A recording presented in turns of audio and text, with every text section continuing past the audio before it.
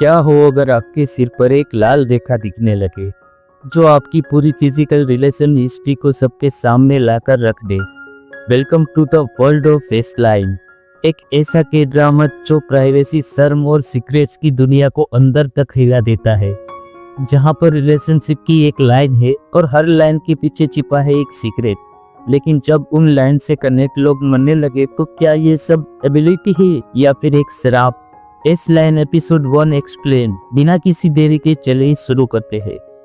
Episode 1 की शुरुआत में हम एक लड़की यूनोक को देखते हैं जिसने कई सालों से खुद को दुनिया से कट ऑफ करके एक अपार्टमेंट में लॉक किया हुआ है, क्योंकि बचपन से ही यूनोक के पास रेड लाइन को देखने की एबिलिटी है जो उसे बाकी लोगों से डिफरेंट बनाती है।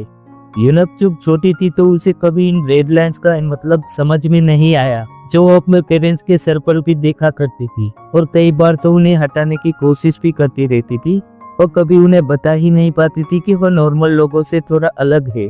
इसीलिए वह अपनी पेंटिंग के थ्रू यह शो करने की कोशिश करती थी कि वह क्या देख रही है। एक दिन यूनोक की मॉम उसकी ये पेंटिंग देख लेती है जो ये शो कर रही होती है कि उसके डैड के सर पर भी कई रेड लाइंस मौजूद है। उस वक्त तो उन्हें भी समझ में नहीं आता कि इन रेड लाइंस का मतलब क्या है। उसे ये रियलाइज हो जाता है कि ये रेड लाइंस एक इंसान के सीक्रेट सोशल रिलेशनशिप को शो करती है, और जब उसकी मॉम को इस बात के बारे में पता चलता है तो उसके फादर का मर्डर कर देती है। जब यूनोक अपने मॉम के हाथों में अपने डैड का खून देखती है तो उसे रियलाइज होता है कि ये उसकी एबिलिटी कई लोगों की जान ले लेगी और सारी दुनिया से कट ऑफ करके एक छोटे से अपार्टमेंट में रहने लगती है।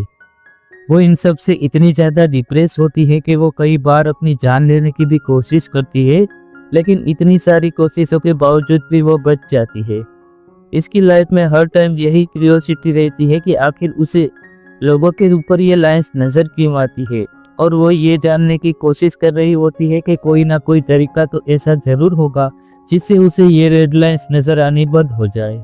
फिर एक दिन अचानक यूनोक के सामने वाले अपार्टमेंट में एक लेडी रहने के लिए आती है जो यूनोक को विंडो से देखकर उसके फ्रेंडशिप करने की कोशिश करती है। लेकिन यूनोक, जिसे उसके सर पे बहुत सारी रेड लाइंस नजर आ रही होती है, वो उसके अवॉइड करती है। तो वो कुछ फ्रूट्स देख के उसके घर पर पहुंच जाती है, लेकिन यूनोक, जो काफी टाइम से घर से बाहर ही नहीं गई होती, वो उसके लिए डोर तक ओपन नहीं करती, जिस पर वह लेडी दरवाजे में उसके लिए वह फ्रूट छोड़कर वहां से चली जाती है। जब उसके जाने के बाद यूनोक वह फ्रूट उठाकर खाती है तो वह फ्रूट उसे बेहद ज्यादा टेस्टी लगते हैं, क्योंकि यूनोक ने कई सालों से फ्रेश फ्रूट खाया नहीं होता। दूसरी तरफ हम एक स्कूल स्टूडेंट सना को देखते हैं जो काफी टाइम से स्कूल बॉलिंग का